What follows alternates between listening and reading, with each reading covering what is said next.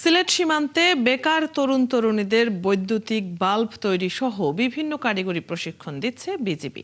কর্মকর্তারা জানান, মাদক ও চোরা কারবার থেকে ফিরিয়ে তাদের আলোর পথে আনতে এই কার্যক্রম চালু করা হয়েছে। পরবর্তীতে তাদের এসব প্রশিক্ষণ কাজে লাগিয়ে স্বাবলম্বী হতে সহায়তাও করা হবে। হোসাইন আহমেদ সুজাদের প্রতিবেদন। বাংলাদেশ ভারত সীমান্তের নাম এলেই চোরাচালানের বিষয়টি সবার আগে সামনে আসে। তবে সীমান্ত এলাকায় বেকারত্ব বেশি হওয়া চোরাচালানের অন্যতম কারণ বলে মনে করেন বিজিবি কর্মকর্তারা। আর এই বেকারদের একটি বড় অংশ নারী। সীমান্তের বেকারদের কর্মসংস্থানের সুযোগ তৈরি করতে আলোর পথে নামে কারিগরি প্রশিক্ষণ কার্যক্রম চালু করে বিজিবি। প্রশিক্ষণে নারীদের অংশ নেয়ার বিষয়টি অনেকটা নাটকীয়। 3টা পর্যন্ত মামুনিরা সবাই শিখবে, ঠিক আছে বাবারা, আপনারা শিখাইতে পারবেন না। গেল বৃহস্পতিবার সিলেটের জকিগঞ্জের হাফিজ মজুমদার বিদ্যানিকেতন স্কুলে সীমান্ত এলাকার ছেলেদের বাল্ব তৈরির প্রশিক্ষণ দিচ্ছিল বিজিবি। এ সময় স্কুলের নবম শ্রেণীর শিক্ষার্থী অধিনায়কের কাছে আপনাদের জন্য আমাদের ব্যবস্থাপনা আছে। নাম্বার 2 হচ্ছে আপনারা এই কাজটা কি দেখেছেন?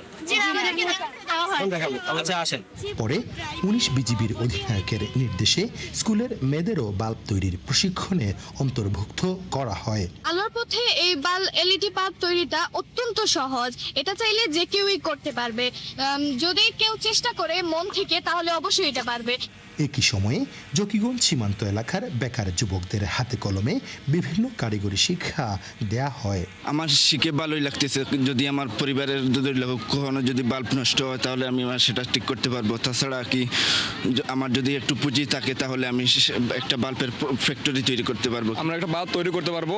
আস্তে আস্তে স্টেপ বাই স্টেপ আমরা ধীরে ধীরে আগানোর পরে ধরেন এগুলো আমরা একটা ফ্যাক্টরির মধ্যে করতে পারি। আর অনেক কিছু করা যায়, কাজ করলে এগুলা আমাদের উপকার হয়। একটি কারখানা তৈরি করতে পারবো, এটাই আমাদের ফায়দা হতো। এ সময় 19 বিজিবির অধিনায়ক জানান, দেশের সীমান্ত নিরাপদ রাখা এবং সীমান্ত এলাকার মানুষের কর্মসংস্থান নিশ্চিত করতে বিজিবির এ ধরনের উদ্যোগ ভবিষ্যতে অব্যাহত থাকবে। যখন কাজটা চালু হচ্ছে আজকে থেকে, এরপরে বেশ কিছুদিন তাদেরকে আমরা ট্রেনিং দেব এবং তারপরে যখন তারা স্বাবলম্বী হয়ে যাবে তাদেরকে আমরা তাদের নিজস্ব ব্যবস্থাপনায় মার্কেটিং এবং অন্যান্য যে বিষয়গুলো আছে সেটা তাদের উপর আমরা ছেড়ে দিব।